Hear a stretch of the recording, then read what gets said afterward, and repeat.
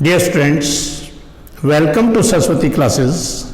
I am Harish Bhatia, MCom, LLB, Diploma in Labor Law and MBA in Finance. I begin a series of accountancy of class plus 2. In this context, today we learn about fundamentals of the partnership.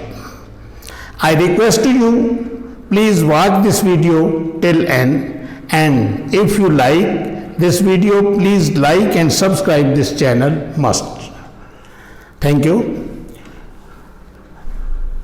साझेदारी समझने से पहले सबसे पूर्व हमें ये समझना होगा कि साझेदारी का मतलब क्या है, साझेदारी का अर्थ क्या है। जब दो या दो से अधिक व्यक्ति मिलकर किसी वैध व्यवसाय को लाभ कमाने के उद्देश्य से साझ करते हैं तो उन व्यक्तियों का आपस का संबंध साझेदारी का संबंध कहलाता है।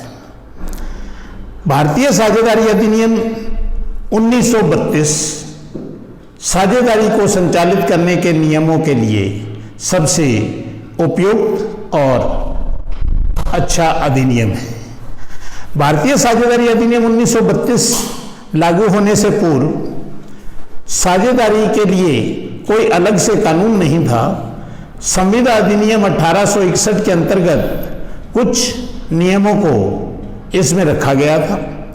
बाद में भारतीय साझेदारी अधिनियम 1932 लागू होने से संविधान अधिनियम से इन धाराओं को हटा दिया गया।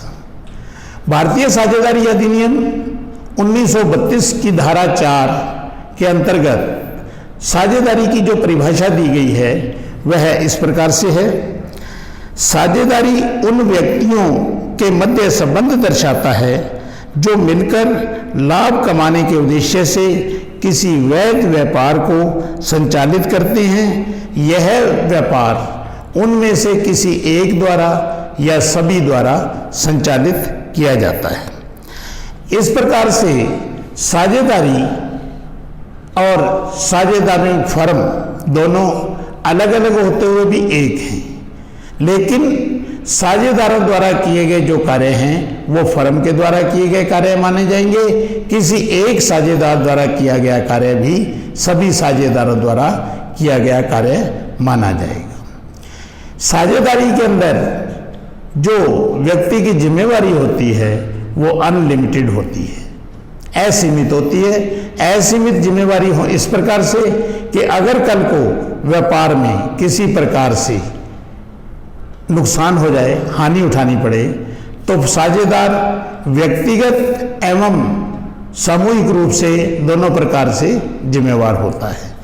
व्यक्तिगत रूप से इस प्रकार से कि अगर साझेदारी फर्म के पास या दूसरे साझेदारों के पास इतना पैसा नहीं है कि वह व्यापार को हानि को पूरा कर सके, तो ऐसी दशा में किसी भी साझेदार के पास कोई भी संपत्ति होने पर उसे साझेदारी फर्म में लगाया जा सकता है और उस हानि को पूरा किया जा सकता है। बाद में उस साझेदार से, जिस साझेदार ने ये पैसा दिया है, वो दूसरे साझेदारों से लेना या ना लेना उनका व्यक्तिगत मामला रह जाता है। इस प्रकार से साझेदारी फर्म की दायित्व जो है वो असीमित और सीमित दोनों प्रकार से होती है। इसके बाद साझेदारी की विशेषताएं, जो साझेदारी की विशेषताएं हैं वह साझेदारी की परिभाषा में अपने आप सम्मिलित की गई हैं, वहां से सभी शो हो जाती हैं। सबसे पहले दो या दो से अधिक व्यक्तियों का मिलकर व्यापार करना। साझेदारी का व्यापार कम से कम दो व्यक्ति और अधिक से अधिक के लिए साझेदारी के अंदर, साझेदारी अधिनियम के अंदर किसी प्रकार का नियम नहीं दिया गया, लेकिन कंपनी अधिनियम के अंतर्गत यह बताया गया कि 50 बैंकिंग व्यवसाय में 50 और नॉन बैंकिंग व्यवसाय में 100 से अधिक व्यक्ति होने पर उसका कंपनी अधिनियम में रजिस्ट्रेशन करवाना, पंजीकृत करवाना जरूरी है। इसलिए कम से कम 2 और अधिकतम बैंकिंग व्यवसाय में 50 एवं अन्य व्यवसायों के लिए 100 व्यक्तियों से ऊपर साझेदारी नहीं की जा सकती। नंबर 2, अनुबंध। सभी साझेदारों के बीच में आपस में अनुबंध का होना बहुत जरूरी है। अनुबंध के अंतर्गत यह लिखित भी हो सकता है और मौखिक भी हो सकता है। लिखित होने की दिशा में इसे पार्टनरशिप डीड का नाम दिया जाता है और पार्टनरशिप डीड का रजिस्ट्रेशन भी करवाया जाता है। इसे रजिस्ट्रार ऑफ फर्म्स के पास भेजकर अनुबंध को जो है रजिस्ट्रेशन करवा दिया जाता है। बिना रजिस्ट्रेशन के अगर कोई फर्म चलती है तो उसके बाद जहां कहीं भी बिना रजिस्ट्रेशन के, बिना लिखित समझौते के अगर कोई फर्म है तो वहां पर जो नियम है वह भारतीय साझेदारी अधिनियम 1932 के अंतर्गत दिए गए नियमों की पालना की जाएगी, चाहे मौखिक रूप से उनका संबंध कुछ भी हो, चाहे उनको मौखिक रूप से किसी प्रकार का भी अनुबंध किया गया हो। तो इस प्रकार से पार्टनरशिप डीड का होना जरूरी ना होते हुए भी जरूरी है, क्योंकि अगर अनुबंध रजिस्ट्रेशन नहीं है, पंजीकृत नहीं है, तो साझेदारी फर्म किसी अन्य फर्म के विरुद्ध किसी प्रकार का वाद दायर नहीं कर सकती और दूसरी फर्में साझेदार फर्म के विरुद्ध वाद दायर कर सकती हैं।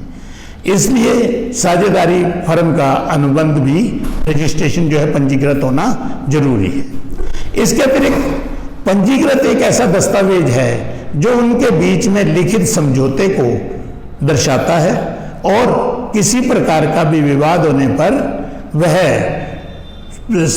पंजीकृत डीड जो है साझेदारी फर्म की वह अपने आप बता देती है कि आपका क्या अनुबंध हुआ था और इसको किस प्रकार से सुलझाया जा सकता है।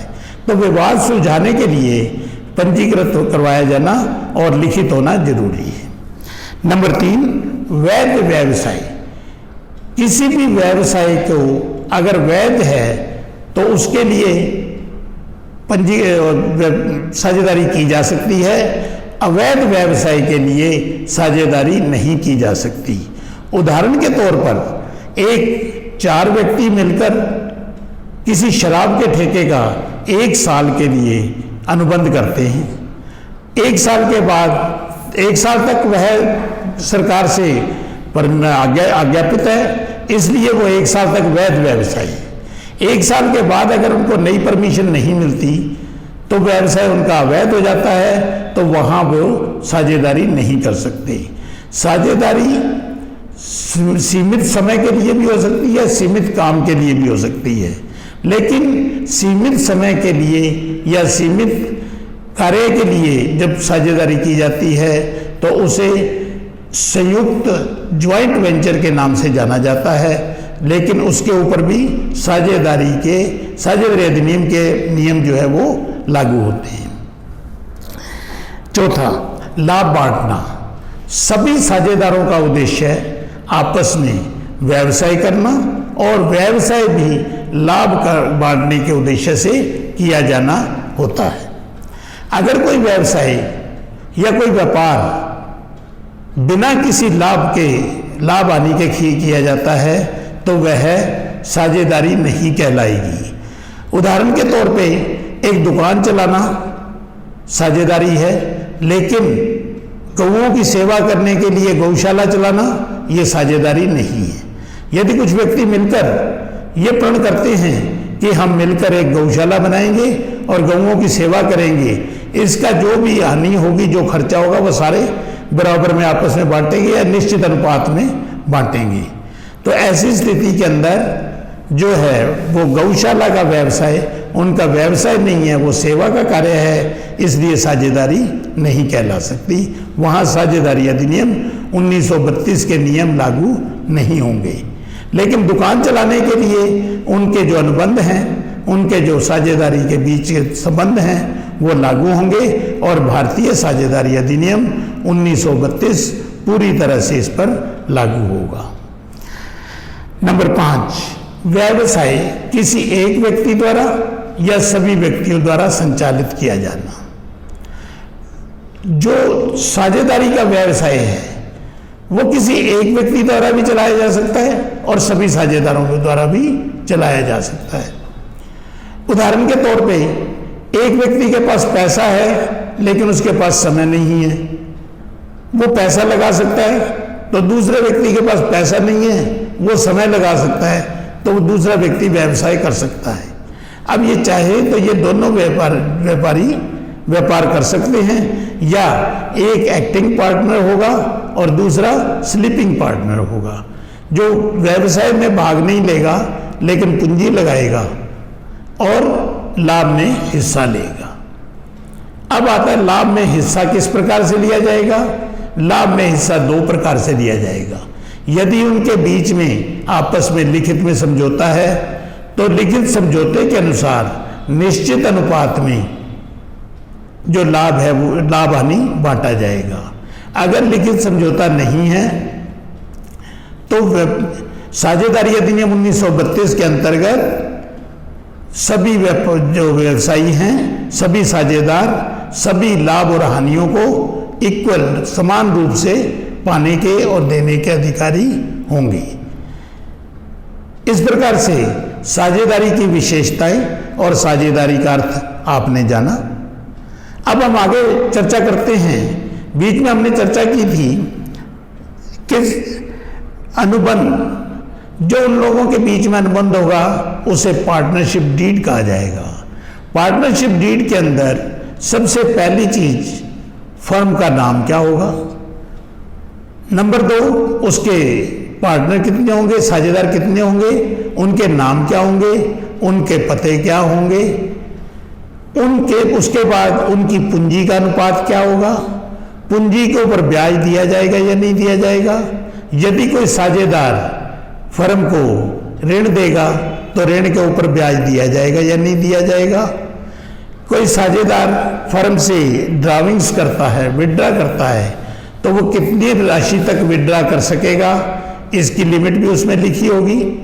इस प्रकार से यदि किसी साझेदार ने कोई अतिरिक्त काम किया तो उसके लिए उसको कोई वेतन या कोई भत्ता या कमीशन दिया जाएगा या नहीं दिया जाएगा, दिया जाएगा तो कितना दिया जाएगा।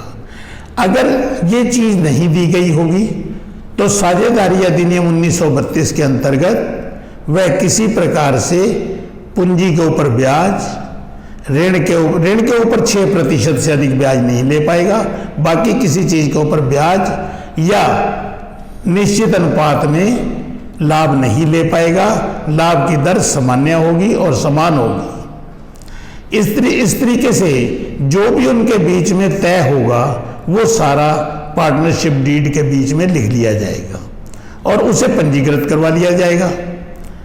अब पंजीकृत न करवाने की दशा में क्या होगा, अगर पार्टनरशिप डीड को पंजीकृत नहीं करवाया जाता तो साझेदारों के बीच में जो कुछ मर्जी नियम लागू हों, जो कुछ उनके अनुबंध आपस में चाहे कुछ भी किया हो लेकिन वो लिखित में नहीं है और पंजीकृत नहीं है, तो केवल एवं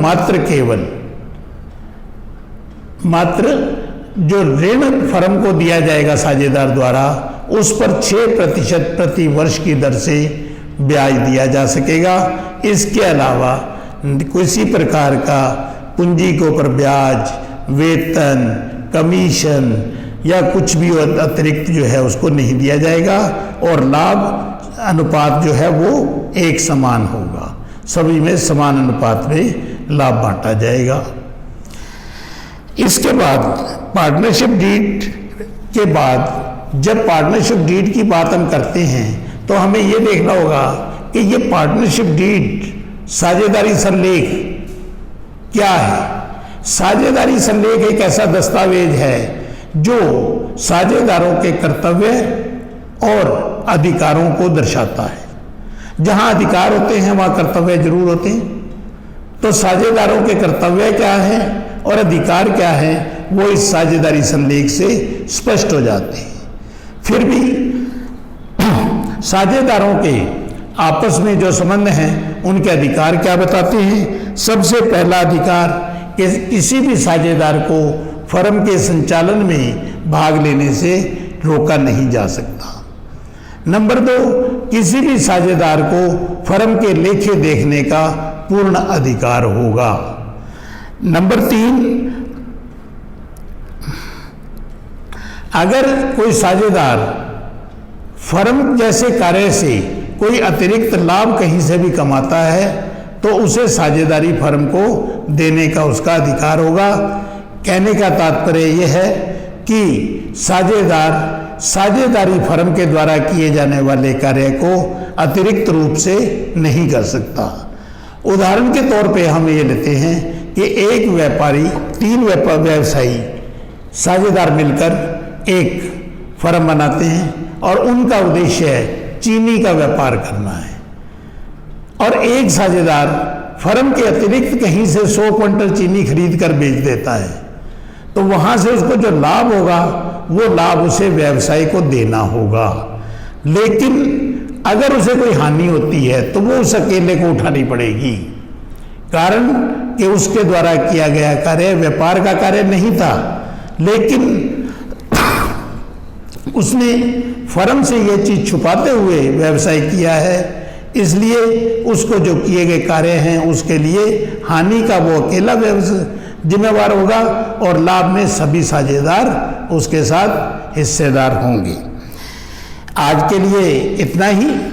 कल आपको आगे बताएंगे कि इनके पार्टनरशिप के जो कैपिटल अकाउंट्स हैं उनको किस तरीके से मेंटेन किया जाता है, किस तरीके से रखा जाता है, अगर कैपिटल ऑफ इंटरेस्ट लगाया जाता है या जो भी सैलरी दी जाती है तो उसे किस प्रकार से मेंटेन किया जाता है। थैंक यू, धन्यवाद।